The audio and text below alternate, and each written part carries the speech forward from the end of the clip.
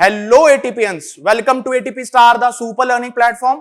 मैं आपका host and दोस्त अंकुर गुप्ता और आज का ये पर्टिकुलर सेशन उन सभी जेई 2022 एस्पिरेंट्स के लिए बहुत इंपॉर्टेंट होने वाला है जो कि एंड टाइम पे इंतजार करते हैं इंपॉर्टेंट टॉपिक्स की या चंपू टॉपिक्स की। उनकी अक्सर डिमांड रहती है कि सर हमें तो एक चैप्टर की लिस्ट बनवा दो जो कि मैं एंड टाइम पे पढ़ जाऊं और मेरे नंबर आ जाए। तो उस पर्टिकुलर सेशन में हम लोग इन सभी बातों की चर्चा करने वाले हैं। सो मेक श्योर आप इस सेशन को एंड तक देखें और अगर आपको ये सेशन पसंद आता है तो उसको लाइक एंड शेयर करना मत भूलिएगा। तो सबसे पहले मैं आपसे फिजिकल केमिस्ट्री के टॉपिक्स की चर्चा करने वाला हूं जो कि चंपू हैं, आप शॉर्ट टाइम उनको तैयार कर सकते हैं।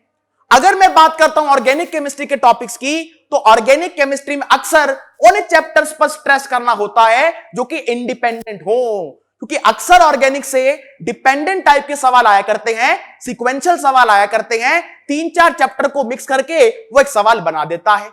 तो आज चर्चा करेंगे उन चैप्टर्स की जो कि इंडिपेंडेंट है और स्कोरिंग है और आप इजीली मार्क्स को एक्सट्रैक्ट कर सकते हैं। इसके बाद चर्चा करने वाला हूं मैं इनऑर्गेनिक के चैप्टर्स की। तो आइए बारी बारी से शुरू करते हैं, एक बार ध्यान से बोर्ड पे देखिएगा। अगर मैं सबसे पहले बात करता हूं जी फिजिकल केमिस्ट्री के टॉपिक्स की तो यहां पे मैंने मेंशन किया हुआ है सबसे पहला चैप्टर आपका हुआ करता है लिक्विड सॉल्यूशन, जहां से जनरली बहुत इजी टाइप का सवाल बनता है, कॉलिगेटिव प्रॉपर्टी से लिंक सवाल बनता है या ऑस्मोटिक प्रेशर से सवाल बनाया जा सकता है, एजिट्रोपिक मिक्सचर से बनाया जा सकता है। तो ये सिंपली आपको यहां पे ध्यान रखना है।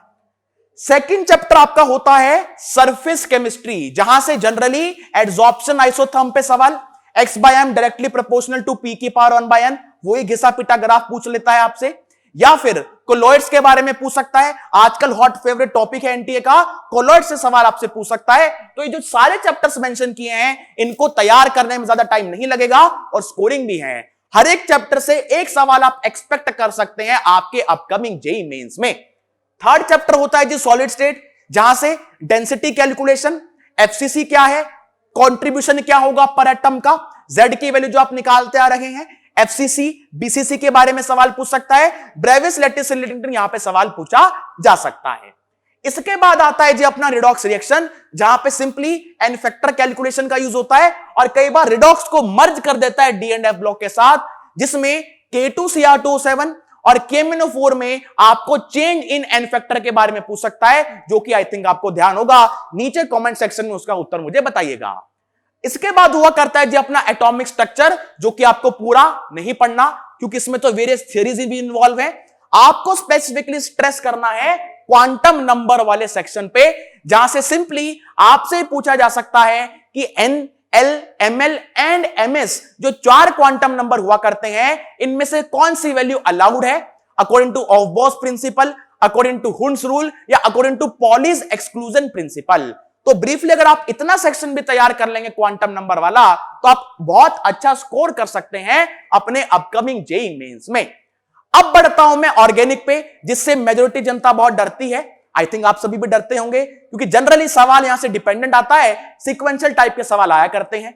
बच्चों का कॉमन डाउट रहता है कि सर वो टॉपिक्स बता दो ऑर्गेनिक के जो कि पहली बात इंडिपेंडेंट हो और सेकेंडली तैयार बहुत आराम से हो जाए और स्कोरिंग हो। तो सबसे पहला चैप्टर लिखा हुआ आईयूपीएसी। अब देखो, आईयूपीएसी से हर शिफ्ट में सवाल एक्सपेक्ट नहीं कर सकते, बट अगर वो आता है तो बहुत आसान होता है। आप बहुत कम टाइम में आईयूपीएसी को तैयार कर सकते हैं, जिसमें एग्जामिनर का हॉट फेवरेट टॉपिक होता है एल्कीन प्लस एल्काइन का कॉम्बिनेशन और जनरली एरोमेटिक कंपाउंड्स की नेमिंग के सवाल ज्यादातर देखे जाते हैं। तो इन पे सबसे ज्यादा स्ट्रेस करना है आपको आईयूपीएसी में। इसके बाद हुआ करता है जी बायोमोलिक्यूल्स। बायोमोलिक्यूल्स आप जानते ही हैं, 3 पार्ट में क्लासिफाई करके पढ़ा जाता है, carbohydrates, amino acids and nucleic acids, जिसमें आप उनको बहुत अच्छे ढंग से तैयार कर सकते हैं।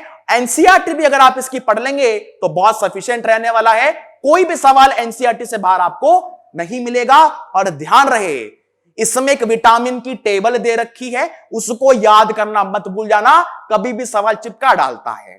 इसके बाद आता है जी अपना पॉलीमर प्लस पीयूसी। पॉलीमर में सिंपली थर्मोसेटिंग बता दो, एनसीईआरटी में एग्जांपल मेंशन है, थर्मोप्लास्टिक बता दो, इलास्टोमर बता दो, फाइब्रस बता दो, या पॉलीमर का मोनोमर क्या है, ये बता दो, उनके स्ट्रक्चर बता दो, तो सिंपली बहुत आसान चैप्टर है, बहुत इजीली ढंग से आप इसको तैयार कर सकते हैं।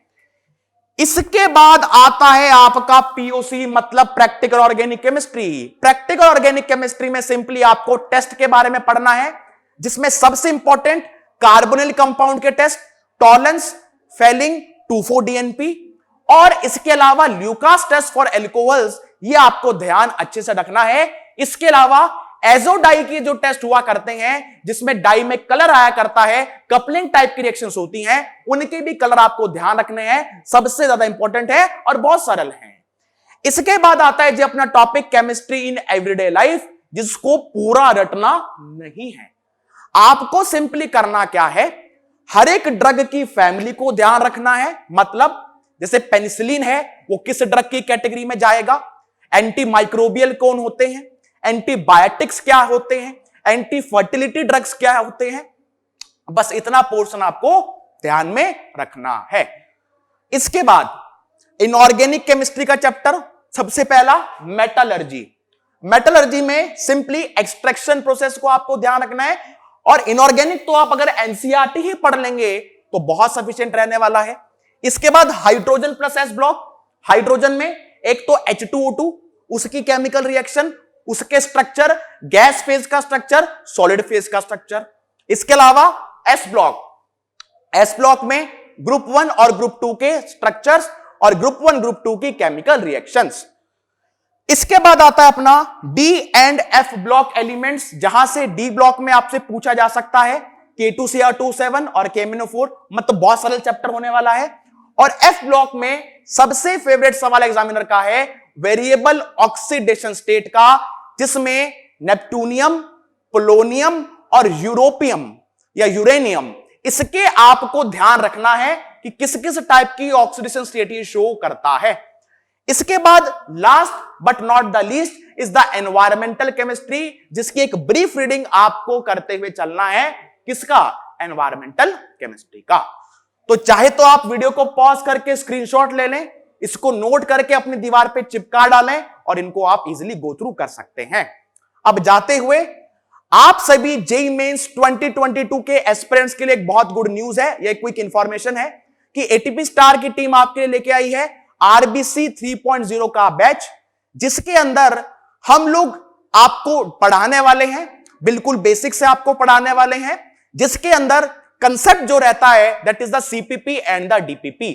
सीपीपी मतलब क्लासरूम प्रैक्टिस प्रॉब्लम्स, जिसकी हेल्प से हम लोगों ने कंक्लूड किया है कि प्रीवियस 3 सालों में मेंस में किस किस टाइप के सवाल पूछे गए हैं। तो नीचे दिए गए डिस्क्रिप्शन बॉक्स में एक गूगल फॉर्म का लिंक दिया हुआ है, अगर आप में से कोई इंटरेस्टेड है या आपके फ्रेंड्स में से कोई इंटरेस्टेड है, so make sure to fill that particular Google form, जिसके रजिस्ट्रेशन स्टार्ट हो रहे हैं 8 फरवरी से। सो आई होप कि सेशन में आपको पसंद आया होगा, आपको पता लगा होगा कि वो कौन कौन से पर्टिकुलर चंपू टॉपिक्स हैं जिन पे हमें सबसे ज्यादा स्ट्रेस करना है in our upcoming JEE Mains exam. तो नीचे दिए गए कमेंट सेक्शन में मुझे जरूर से बताइएगा कि नेक्स्ट पर्टिकुलर सेशन आपको किस पर्टिकुलर सेशन पर चाहिए, या कौन सा वो टॉपिक है जो कि आप चाहते हैं कि एटीपी स्टार की टीम आपके लिए लेके आए। तो मिलते हैं फिर आपसे नेक्स्ट सेशन में। Till then keep preparing and all the very best.